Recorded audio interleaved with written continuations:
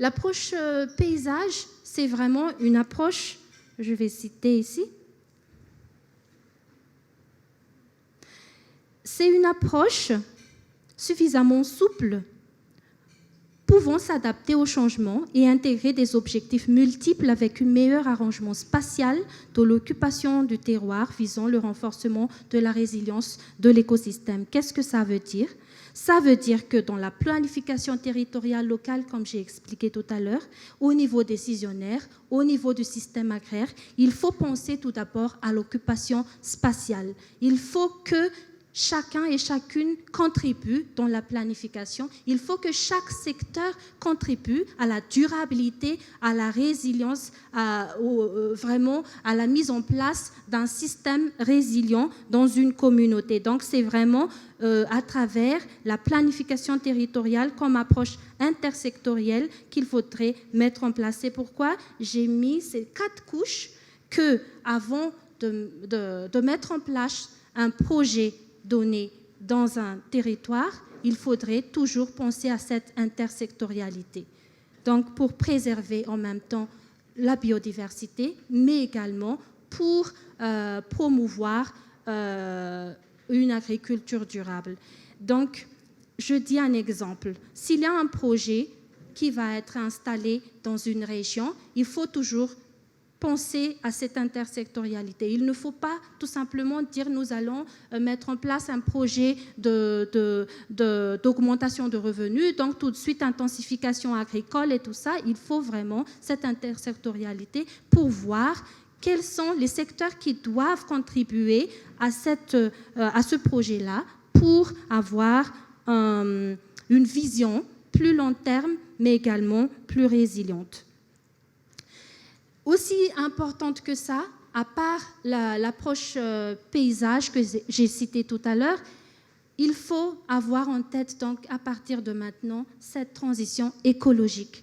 Cette transition écologique. Et je vais expliquer tout à l'heure parce que c'est un modèle de développement résilient et durable qui nous mène à repenser à nos façons de consommer, de produire, de travailler et de vivre. Donc, dans la transition écologique, je répète encore une fois, ce n'est pas seulement la responsabilité du producteur de penser à l'agriculture durable et résiliente. C'est à nous tous, à nous, à partir des producteurs jusqu'aux consommateurs. Donc, ça, c'est vraiment une transition. Donc, je vais tout d'abord commencer par les producteurs. Qu'est-ce qu'ils doivent faire ou qu'est-ce que nous, les producteurs, doivent faire? Il y a donc la pratique des techniques agricoles, l'agriculture de conservation. Il y a déjà eu des exemples tout à l'heure que je répète encore une fois. Il y a l'agroforesterie, il y a l'agroécologie, il y a l'agriculture biologique. Tout ça, ce sont vraiment des techniques agricoles respectueuses de l'environnement. Donc déjà, pensez à l'utilisation des semences résilientes et résistantes au changement climatique. Il y a aussi la gestion durable du sol, restauration donc, et aussi valorisation des sols, l'agroécologie, j'ai déjà cité tout à l'heure, et le respect des calendriers culturaux adaptés au changement climatique. Je vais mentionner ça dans cette deuxième partie qui est la diffusion effective des informations météorologiques aux acteurs des chaînes de valeur. Qu'est-ce que ça veut dire? Les informations sont les garanties d'une bonne décision, n'est-ce pas? Si vous avez les informations, vous allez prendre les décisions adaptées à votre situation. Donc, ça part vraiment de la diffusion et aussi de la mise en œuvre.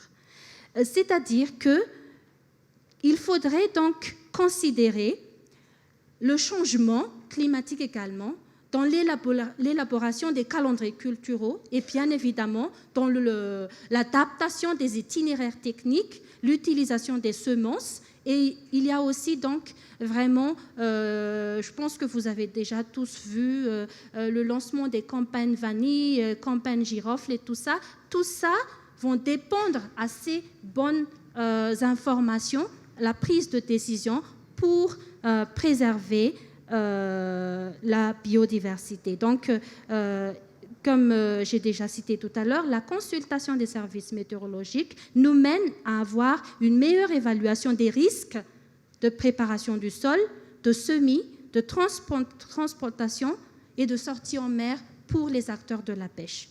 Et bien évidemment, donc, c'est une aide à la décision pour avoir donc la réduction de la mortalité au moment de la germination des plantations, pour la transplantation et également donc la diminution des risques en mer. Donc il y a beaucoup d'exemples que je peux citer également donc par rapport à cette diffusion.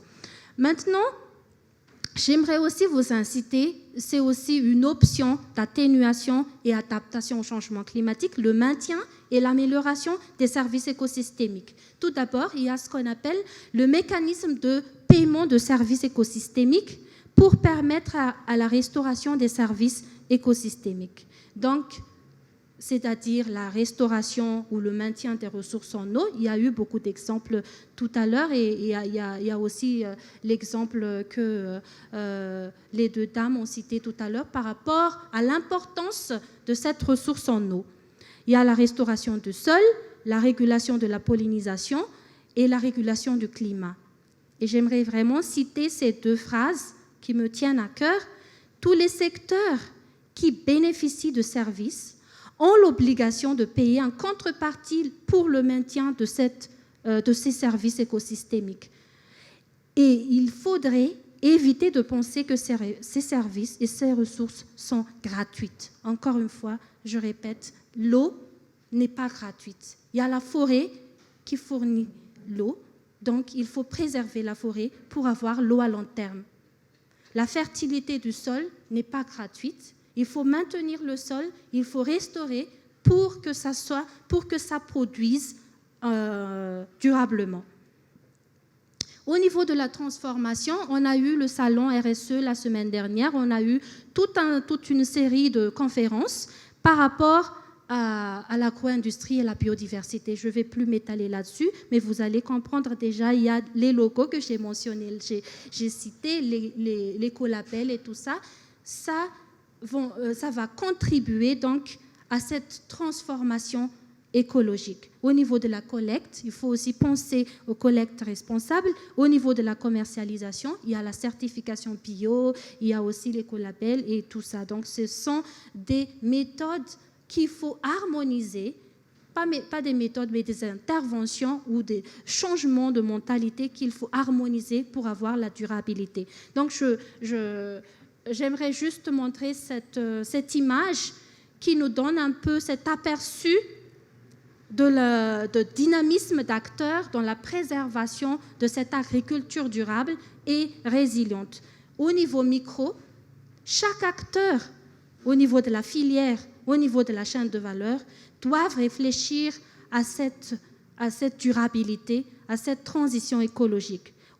À partir des fournisseurs d'intrants, quels sont les intrants que je vais utiliser, que je vais acheter pour préserver le sol? Les producteurs, quelles sont les techniques que je vais pratiquer pour maintenir l'écosystème? Dans la transformation, donc là c'est le secteur privé, c'est ses responsabilités également de contribuer, de payer en contrepartie pour préserver la biodiversité.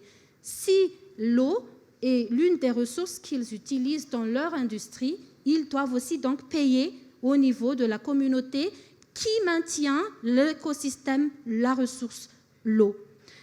Au niveau des consommateurs également, à nous consommateurs également, donc il faut penser manger bio et je ne suis pas là pour faire la publicité, mais quand même manger bio.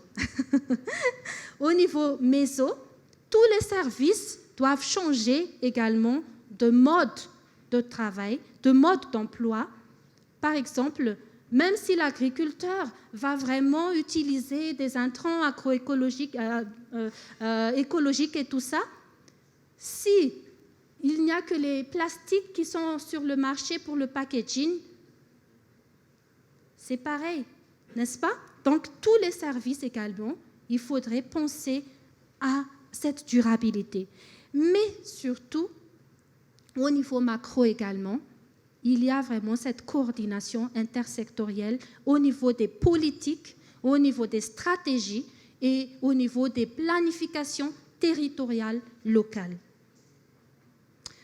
Je voulais juste mentionner quelques exemples de financement climatique et aussi donc la mise en place récemment d'un produit d'assurance risque climatique qui permet vraiment aux producteurs d'anticiper les risques face au changement climatique. Et là, je pense qu'il y avait déjà eu cette explication tout à l'heure par rapport à une des options qui est déjà adaptée par plusieurs projets, la restauration des paysages forestiers. Je répète toujours tout à l'heure que l'eau provient de la forêt, donc là, c'est la restauration des paysages forestiers. Donc, c'est une approche qui met en équilibre la remise en état du service écosystémique et la fonction productrice du sol à des fins agricoles ou aux autres usages. Donc ça, c'est une approche qui renforce la résilience des paysages également.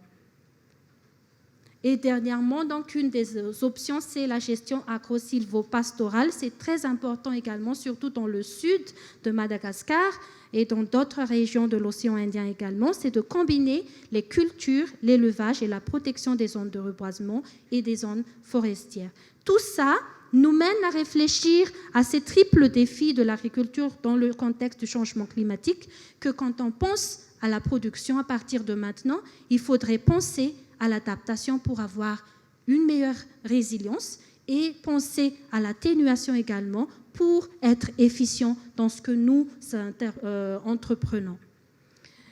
Donc, voilà, j'ai fait exprès de mettre deux couleurs très différentes. Le rouge, c'est notre mode d'emploi, notre ancien mode d'emploi. Les verts, c'est la transition écologique. Avant, nous avons eu affaire avec l'agro-industrie, la monoculture, l'intensification agricole. Maintenant, nous allons changer notre mode d'emploi, le modèle agroécologique, la diversité de cultures, diversification de cultures, l'économie en ressources et la décentralisation. Donc, tout ça nous mène à réfléchir au changement de paradigme. Il est temps donc de réfléchir à ce changement de paradigme pour avoir un système de production plus résilient. Je cite un exemple d'un projet dont j'interviens également, le projet d'adaptation des chaînes de valeur agricole au changement climatique. C'est une image très complexe, n'est-ce pas? C'est vraiment complexe et je vous assure que la mise en œuvre n'est pas aussi facile.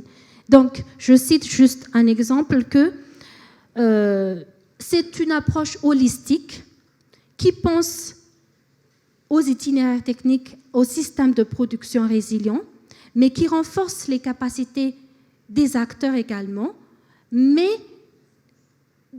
en aval également, essaie de s'impliquer, d'intégrer donc toutes les options d'adaptation au changement climatique dans les interventions.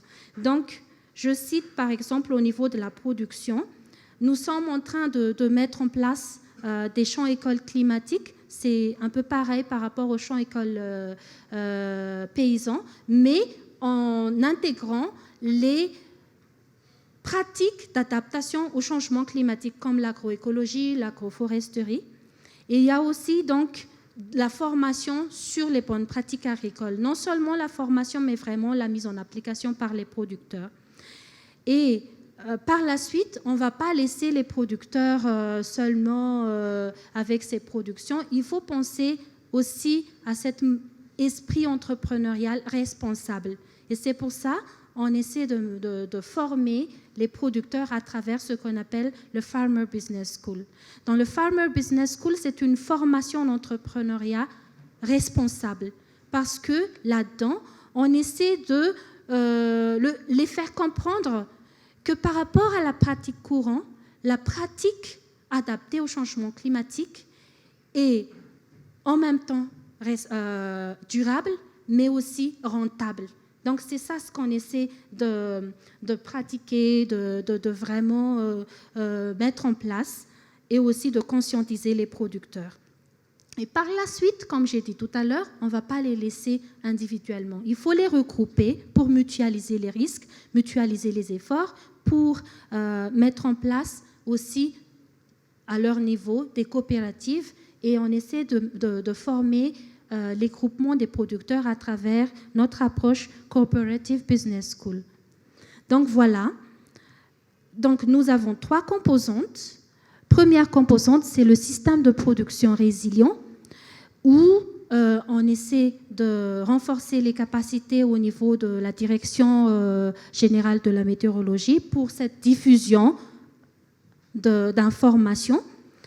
On essaie aussi de faire des recherches variétales avec la communauté, des variétés adaptées au changement climatique, donc plus résilientes, et aussi de pratiquer des techniques de production résiliente à travers la formation, à travers la mise en place des champs écoles climat et par la suite, après les formations et renforcements de capacité, ils vont appliquer dans leur champ d'apprenants. Ici aussi, il y a le renforcement de capacités économiques, comme j'ai déjà cité tout à l'heure, mais après les formations, on essaie de les inciter, de les mener vers l'accès au marché et surtout l'agriculture biologique. C'est pourquoi on travaille de près avec le syndicat Cimapio, qui, à Madagascar, est le syndicat de tous les acteurs, les entreprises dans l'agriculture biologique.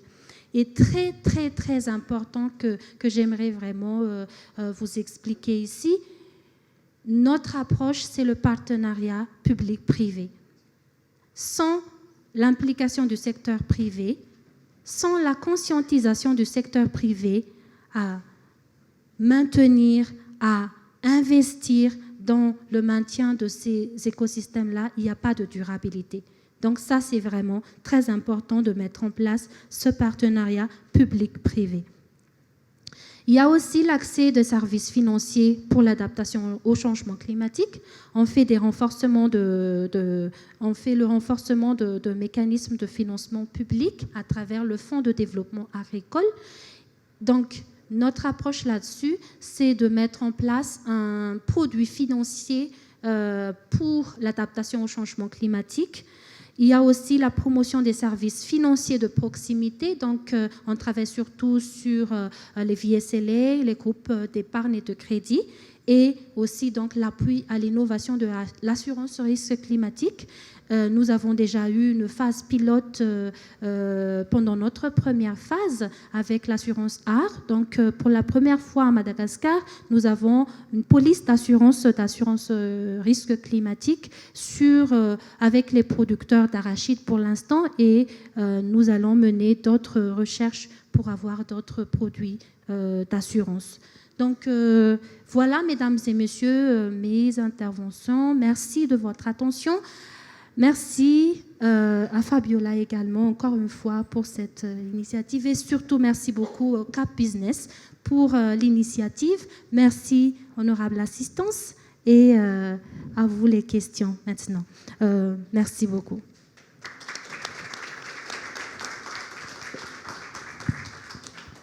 Donc, merci beaucoup, Assina.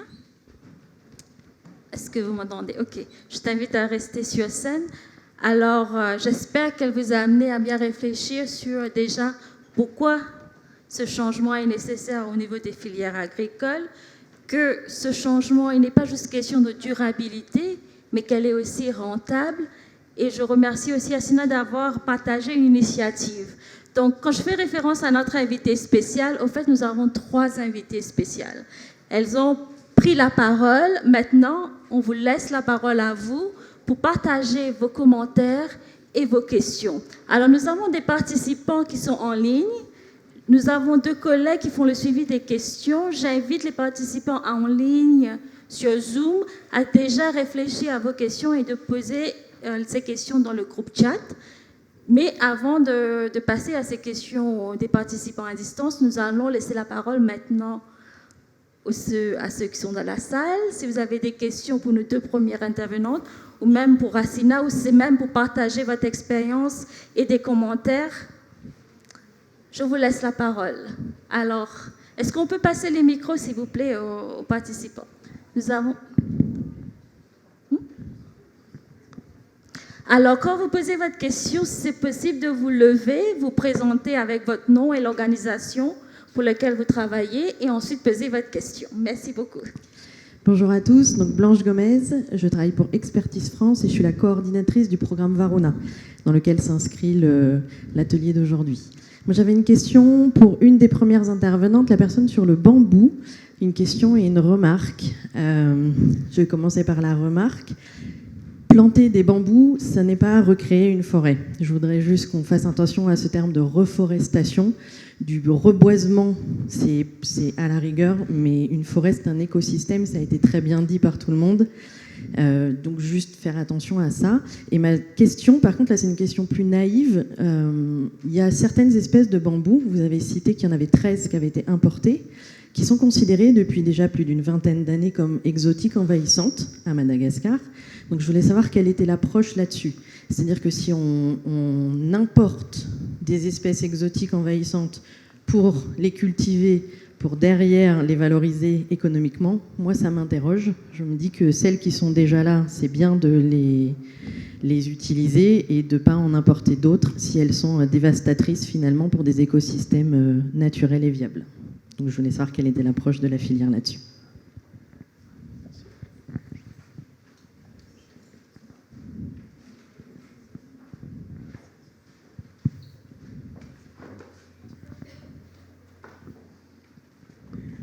Oui, merci beaucoup pour la réponse, parce que ça, c'était vraiment la question que tout le monde se pose, moi-même, quand il y a longtemps, par rapport au bambou.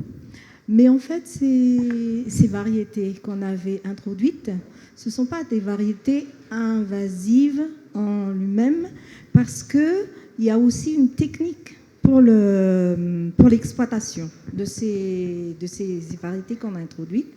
Et on ne le donne pas à tout le monde, mais il fallait former les paysans, enfin les opérateurs, pour l'exploiter, et justement pour pouvoir l'exploiter au fur et à mesure que ça grandit, parce que les bambous, ça grandit 1 mètre en une nuit.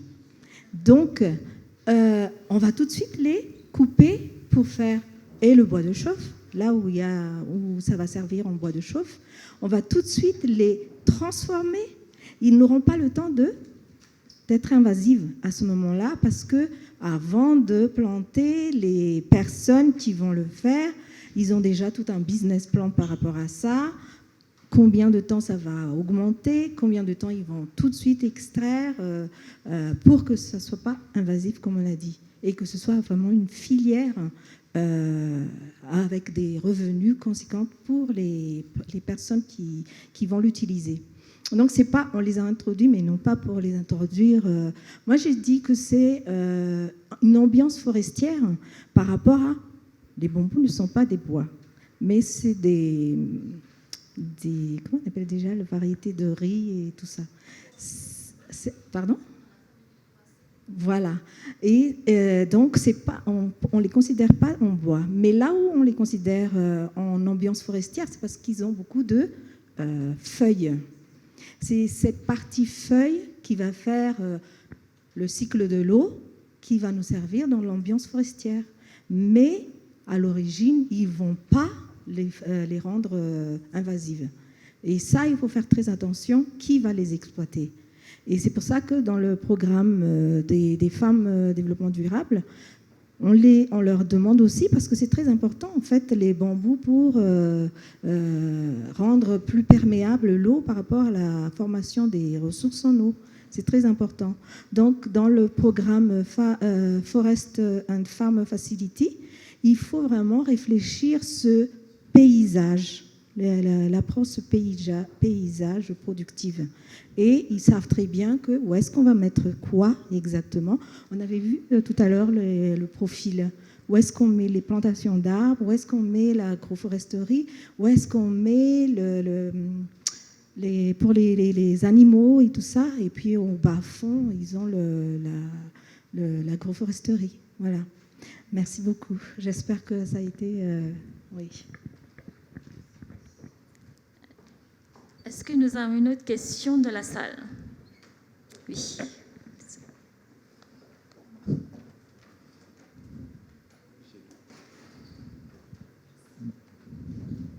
Oui, bonjour à tous. Shekina Djemanarif du groupe Inviso. Moi, j'aurais une question sur la culture du maïs. Nous rencontrons actuellement des problèmes avec les chenilles légionnaires. Ça a commencé en février 2018, ça ne s'est pas arrêté. Il y a eu des utilisations de pesticides, oui, mais pas à bon escient, puisqu'on en est encore au fait où des hectares de parcelles sont encore infestés. Quelle est votre position là-dessus? Merci.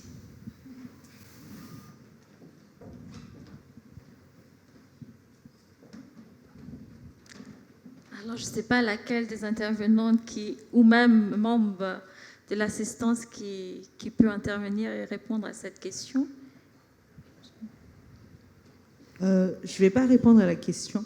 Je vais peut-être rajouter un peu parce que Asne a présenté plusieurs solutions tout à l'heure. Là est l'exemple même de la contradiction entre conservation et modèle économique et bénéfices en fait. Quand on fait du business, on veut avoir des bénéfices. Mais c'est là est la contradiction en fait.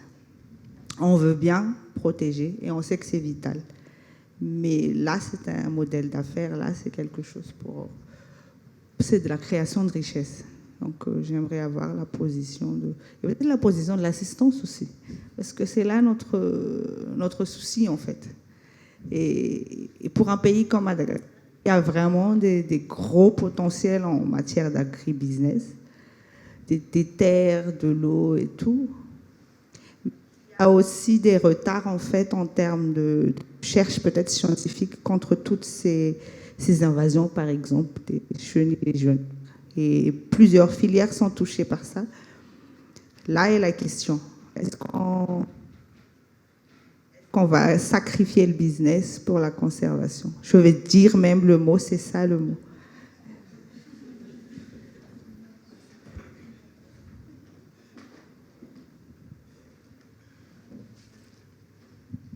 André Mchoura Samuel, j'étais ancien coordinateur de la filière Bombo au sein du programme Prospérer. Juste des précisions. En fait, donc, nous avons agi sur la chaîne de valeur, donc la chaîne de valeur d'approvisionnement, la transformation et la commercialisation. Et quelques chiffres, on a planté 850 hectares de bambou et on a mis en place 30 champs écoles paysans pour que les agriculteurs apprennent à produire des jeunes plantes et à planter le bambou. Également, on a mis en place 30 dômes. Donc, ce sont des dômes pour la cuisson, pour la production de charbon bambou. On avait formé 950 agriculteurs pour la transformation du charbon bambou. Et enfin, donc, juste une remarque. Dans la politique de stratégie du développement de la filière bambou, il y a une perspective de mise en place du comité interministériel pour la mise en œuvre du développement du bambou, mais jusqu'à ce jour, donc, ce n'est pas encore opérationnel. Et l'approche interministérielle, intersectorielle, ça a été précisé donc, dans cette politique et stratégie. Et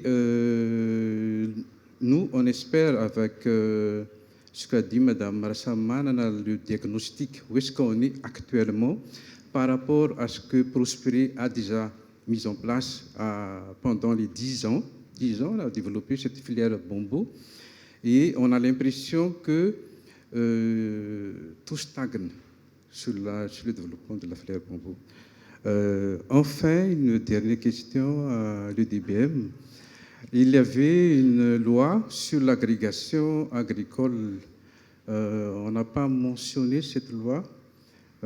Donc, cette loi, il s'agit de sécuriser le partenariat entre les producteurs et les opérateurs économiques.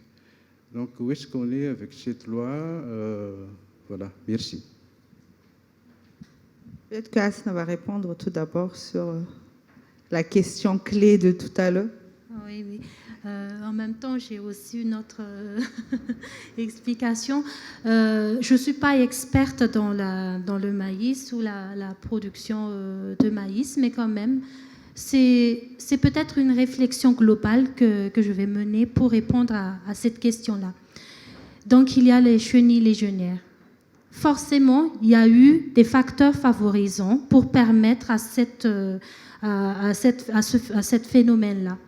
Donc, nous, à Madagascar, on est vulnérable parce qu'on a des approches réactives. On n'a pas trop des approches proactives. Donc, c'est pour ça toujours que maintenant, nous avons la chenille légionnaire. Il faut donc utiliser les pesticides pour tuer les chenilles légionnaires. Alors que, quels sont les facteurs qui favorisent ces chenilles légionnaires-là? Ça, ce sont les questions c'est la question qu'il faudrait poser tout d'abord. Quel est le facteur? Et après ça, il faudrait voir quelles sont les solutions en amont pour résoudre à ce problème-là, avant de déjà tout de suite penser à la pesticide. Donc, je pense à cette réflexion pour avoir cette durabilité toujours, pour que ça ne se répète pas, pour qu'il n'y ait pas l'année prochaine, certainement, si on va utiliser la pesticide cette année, l'année prochaine, il y aura encore une fois les chenilles légionnaires, on va encore une fois utiliser les pesticides. Mais tout d'abord, on va se mettre sur table, on va voir quels sont les facteurs qui favorisent la propagation de ces chenilles légionnaires-là. Dans le secteur, dans le domaine de recherche, est-ce qu'il n'y a pas eu des luttes biologiques pour ça aussi? Tout d'abord, on ne va pas tout de suite dire on va déjà abandonner la pesticide et tout ça. Oui, je sais que dans le business, il faut aller petit à petit. Donc, déjà penser à cette recherche sur la lutte biologique. Je ne sais pas s'il y avait déjà des luttes biologiques, mais quand même, j'aimerais vraiment inciter aussi l'assistance s'il y a des experts là-dessus. Mais pour moi, la solution dans tout problème, c'est toujours cette intersectorialité. Il ne faut pas penser à un problème, une solution, mais il y a toujours des solutions plus long terme et il faut aussi considérer les recherches déjà menées et des recherches qui mènent aussi à des solutions à long terme, durables et résilientes. Il y a eu une main levée, je ne sais pas si c'est une réponse à la chenille légionnaire. Donc, voilà. Bonjour, je m'appelle Mehdi Tamim, je suis le chef de projet avicole du groupe Cypromat. Donc, pour répondre à madame, il y a une solution très facile pour résoudre le problème de la chenille légionnaire sans pesticides. On met 100 grammes de savon dans 20 litres d'eau et on pulvérise à partir d'eau. Tout simplement, c'est une méthode qu'on a utilisée au Maroc, voilà, au Congo, au Zimbabwe. Ça a marché très très bien, sans utiliser de pesticides. Maintenant, il faut que je fasse l'avocat du diable, puisque je fais partie du secteur privé. Sur le taux de rendement, actuellement, on est à 2,5 tonnes par hectare. Alors que sur le maïs, je reste que sur le maïs. Mais sur d'autres pays, on arrive de 6 jusqu'à 9 tonnes par hectare de maïs. Maintenant, la réduction de la productivité du maïs fait qu'il y a cet impact sur la taille du cheptel. Et du coup, on réduit drastiquement la taille du cheptel, ce qui impacte directement sur nos coûts de revient. Donc maintenant, quels sont les incentives que le ministère ou les associations peuvent nous donner pour améliorer cette productivité, pour que ça n'impacte pas directement notre coût de revient, puisque le maïs, par exemple, sur le poulet, représente à peu près jusqu'à 60%, jusqu'à 70% du coût de revient. Merci.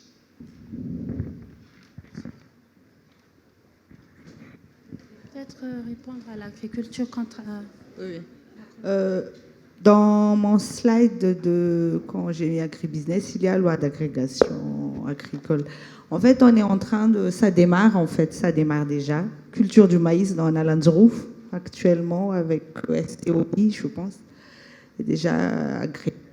Dernièrement, il y a eu le forum B2B et dans l'agribusiness et il y a eu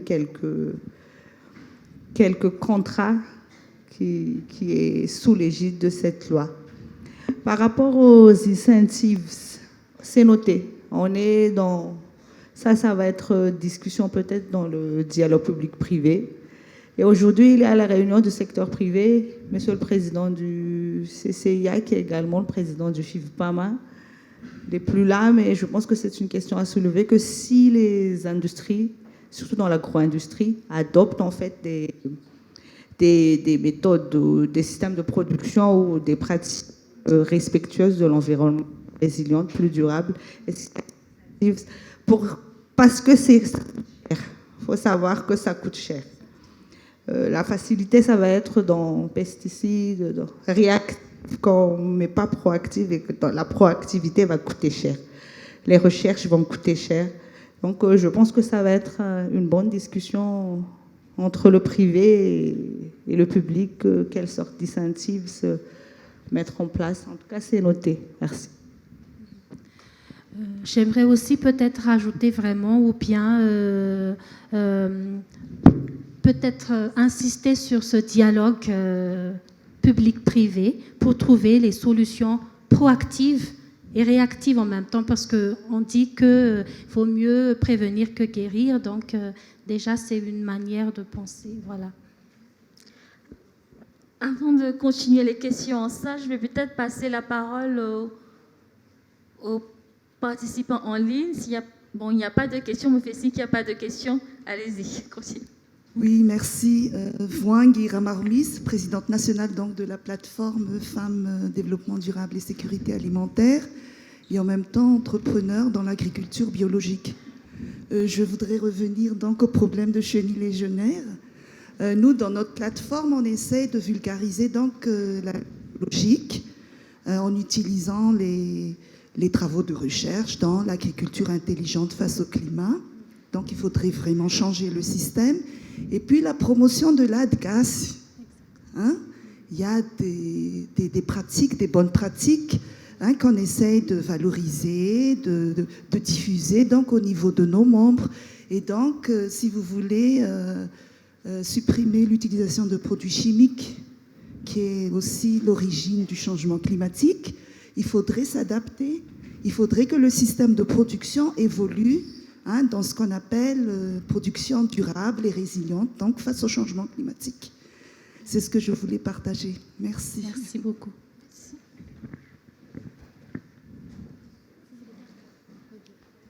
Juste par rapport à ce qu'elle a dit et le monsieur Tsipromad a dit, très important parce qu'il a dit du savon. Il a proposé le savon, mais seulement le souci qu'on rencontre. On a des tactiques et des techniques comme ça qui sont performantes et qui ont déjà fait en fait leurs preuves. Le souci, c'est par rapport à la formation et l'appui à la formation des paysans. Parce qu'en fin de compte, par exemple, au sein de notre groupe, on y va. Donc, on va avec nos techniciens, on y va, mais on ne peut pas couvrir partout parce qu'il faut quand même un budget formation. Alors ça, si c'est appuyé, un budget, je dirais, formation pour les chenilles légionnaires, et on appuie le secteur privé, vous parlez de STOI, donc là, il y a Ciproma. Si on nous appuie là-dessus, ça peut en fait sauver des hectares de parcelles. Merci. Bonjour à tous, je suis Valsou de l'entreprise Bond International. J'aurais une question par rapport à l'agriculture durable et résiliente. À la fin, il y avait un slide qui présentait des questions de débat. J'aurais juste une question par rapport à la mise en œuvre. Ça fait longtemps qu'on a entendu ce terme-là, agriculture durable, résiliente, agroécologie, etc. Mais est-ce que y a-t-il une coordination de la mise en œuvre, de la diffusion de ces bonnes pratiques ici à Madagascar au niveau international en ce moment? En fait, c'est pour à la fois résoudre ce problème-là. Par exemple, si quelque part, il y avait des gens qui ont déjà expérimenté à trouver des solutions aux chenilles légionnaires Est-ce qu'il y a des experts en loi qui ont plaidoyé qui ont monté une loi pour défendre l'agriculture durable et l'approche agroécologique, etc. Est-ce que, par exemple, il y a VSLA, mais il y a aussi GEC, il y en a plusieurs groupements d'épargne communautaire, groupements de paysans. Ils ont leur propre mise en œuvre à eux. Est-ce que c'est coordonné? Est-ce que c'est la même dans une même localité? Des fois, ce sont des problèmes qu'on rencontre souvent sur terrain, que chaque groupement a leur propre approche et ça crée des fois des tensions, des comparaisons pour les producteurs. Voilà. Si le groupement existe ou bien l'alliance existe déjà, c'est quoi et comment y rejoindre? Merci. Peut-être je peux déjà... oui, peut-être j'aimerais vraiment, encore une fois, peut-être répéter l'importance du partenariat public-privé dans ce que vous avez cité tout à l'heure par rapport au problème de maïs et chenilles légionnaires, parce que seul le secteur privé ne peut pas arriver à cette résilience et durabilité. Il faudrait l'implication de toutes les parties prenantes. Et si je peux revenir sur les questions... je ne peux pas revenir là-dedans. Sur les questions de réflexion que j'ai mis là. Quels sont les rôles de chaque acteur de la chaîne de valeur?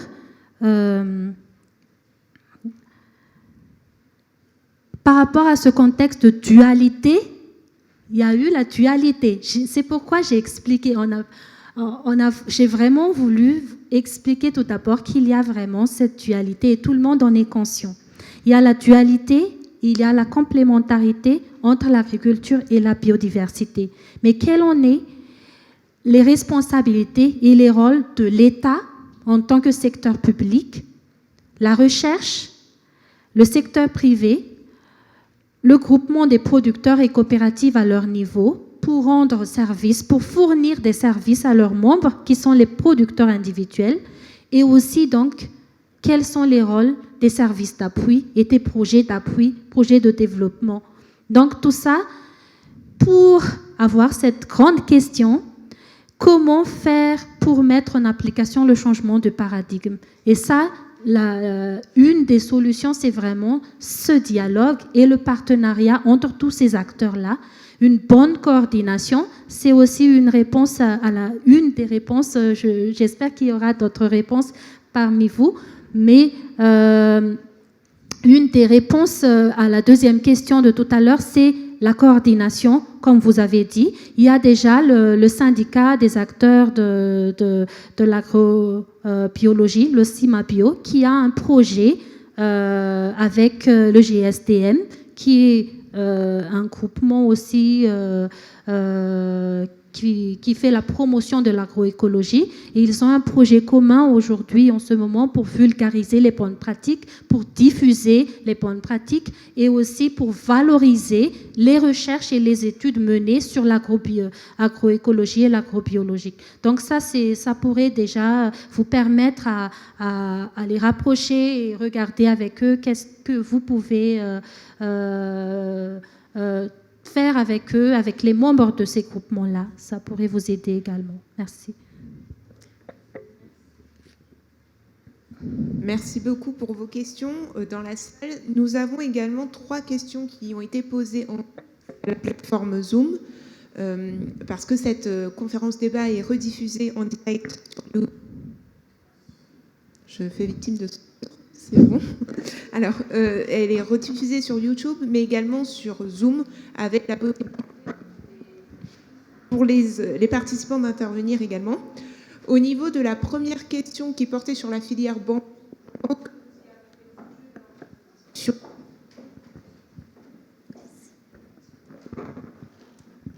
merci. Du coup, nous allons poser les 2 autres questions. La première question porte sur le dialogue public-privé et sera posée par Isabelle Mialet, Serra du CIRAD, qui est basé à La Réunion et à qui on va demander d'intervenir en ligne via Zoom, si c'est possible.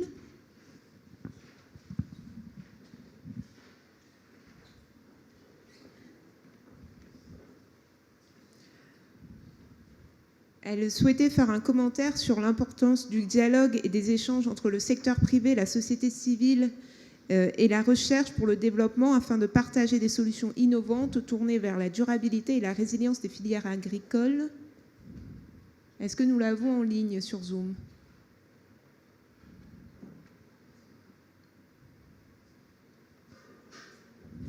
Isabelle, si vous pouvez vous exprimer. Votre micro, normalement, est activé. Parfait.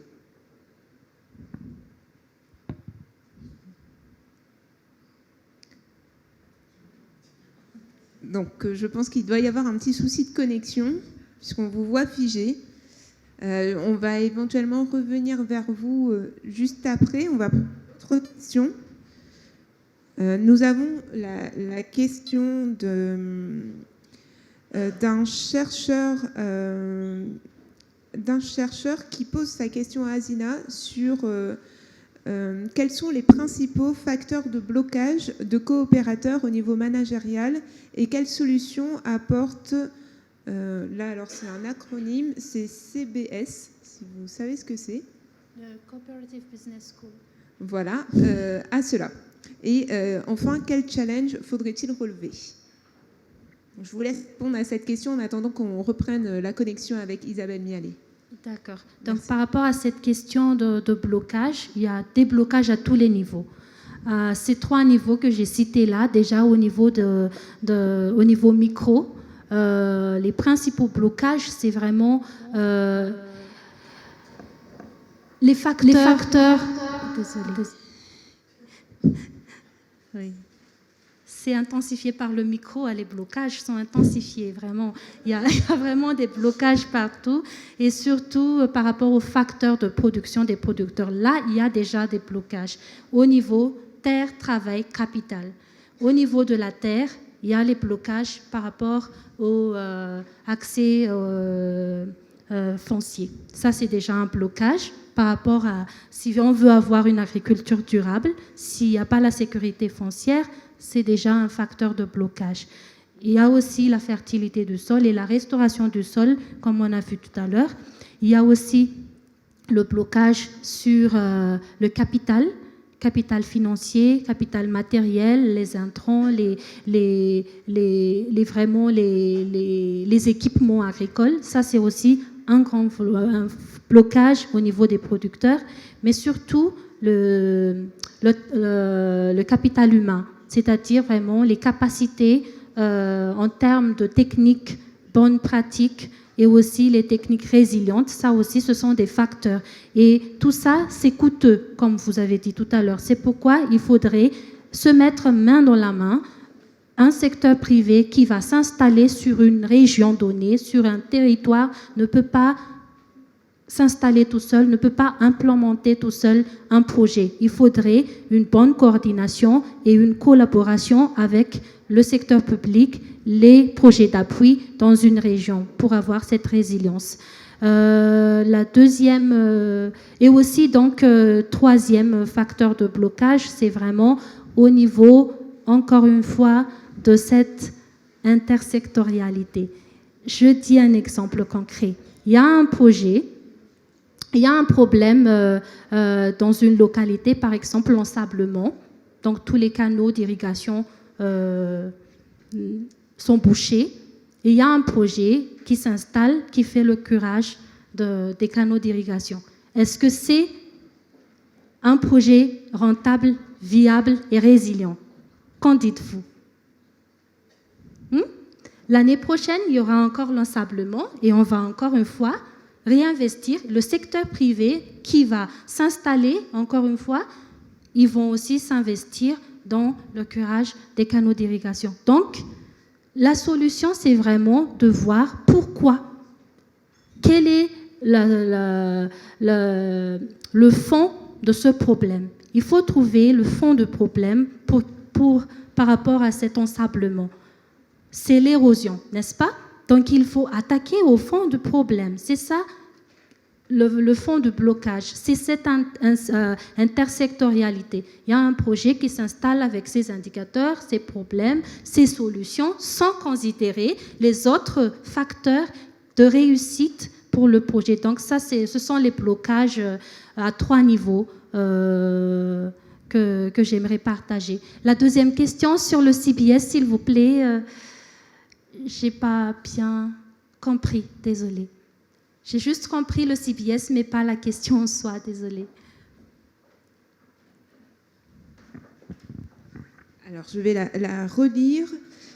Quels sont les principaux blocages de coopérateurs au niveau managérial et quelles solutions apporte CBS face à cela? Enfin, quel challenge faudra-t-il relever? D'accord, merci beaucoup. Donc, le CBS, c'est Cooperative Business School. C'est une approche de formation et de renforcement de capacité pour les groupements des producteurs. Pourquoi? C'est vraiment une réponse à ces blocages-là. Il y a 4 modules dans cette approche-là qui vont répondre à 4 blocages également. Déjà, au niveau de la stratégie financière. Déjà, on est, j'oserais dire, victime de la coopérative socialiste, n'est-ce pas? Pendant toute la soixantaine d'années, peut-être déjà bien avant, il y a eu le socialisme ici à Madagascar. Donc, on est victime de ça. Les coopératives sont créées pour demander des subventions. On ne va pas mentir. Donc là, c'est un changement de paradigme également.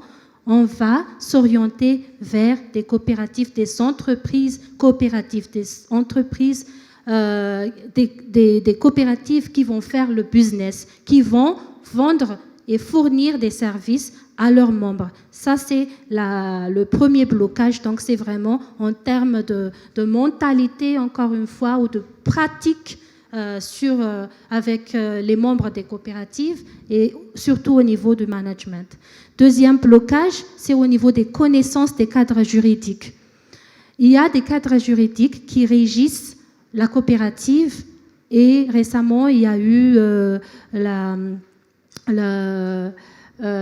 validation de la loi sur la coopérative au niveau de l'Assemblée nationale. Donc, société coopérative. Je vais vraiment citer société coopérative maintenant. Je ne vais plus dire coopérative tout simplement pour ne pas s'associer encore une fois à l'ancienne appellation. Donc, les sociétés coopératives sont régies par cette nouvelle loi. Et donc, pour permettre aux membres des coopératives à comprendre la nouvelle loi, il faudrait former, il faudrait renforcer les capacités, mais surtout conscientiser. Et donc, ça fait partie du changement du paradigme. Avant, elles ont été créées pour demander des subventions. Maintenant, elles sont créées pour fournir des services, pour vendre des services et pour des activités économiques, commerciales, comme son nom l'indique, société coopérative. Donc, ça, ce sont les blocages et les solutions qu'apporte le CBS. Et troisième blocage également, c'est la stratégie financière des membres des coopératives. Ça relie avec le problème que j'ai cité tout à l'heure. Avant, il y a eu des projets et dans les indicateurs des projets, c'est la création des coopératives. Et donc, les coopératives pensent qu'elles appartiennent au projet. Nous sommes des coopératives de tel projet. Elles ne pensent pas qu'elles vont se former en coopérative pour vendre, pour mutualiser, faire des achats groupés ou ventes groupées pour être plus économique. Donc, c'est pourquoi ce sont aussi des modules de formation qu'apporte le CBS, c'est la stratégie financière et la stratégie de mobilisation de ressources et aussi renforcement de capacités en termes managériels des coopératives, leurs CA, les exécutifs et tout ça. Et ça est renforcé par la nouvelle loi qui est vraiment très complète avec 254 articles qui vont aussi renforcer donc, les capacités, mais aussi conscientiser les coopératives à investir dans cet aspect plus économique. Merci beaucoup, Assina. Est-ce qu'on peut réessayer avec Isabelle ou bien...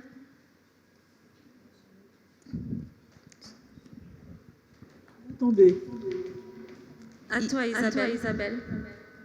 Vous m'entendez? Oui, on vous entend. Merci beaucoup.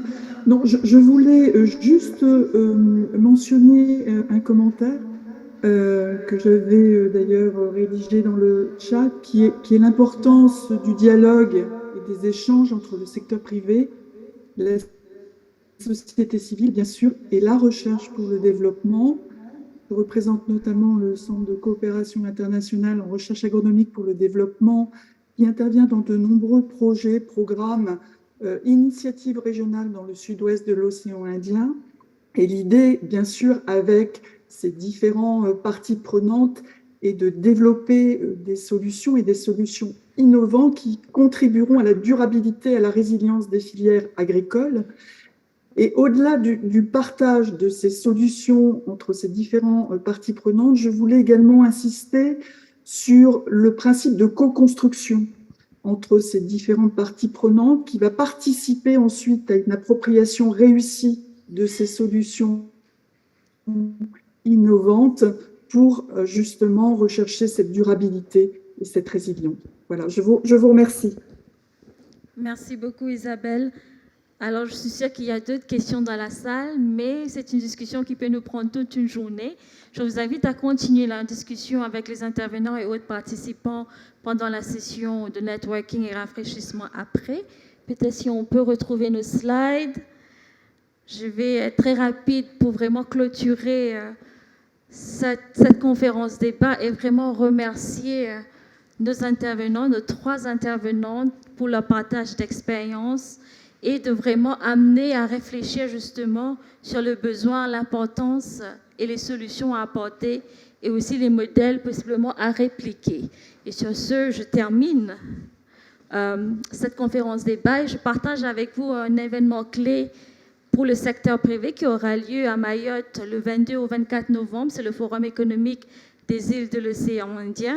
Ce sera bien sûr l'occasion justement de parler de différentes thématiques et de partager ces modèles au fait, de transition écologique, des modèles à répliquer, que ce soit au niveau national ou au niveau régional. Je vous remercie tous pour vos questions, pour vos échanges, que ce ne soit pas juste nos intervenantes qui prennent la parole. Et sur ce, je conclus notre conférence débat. Merci beaucoup à vous et merci beaucoup à nos intervenantes.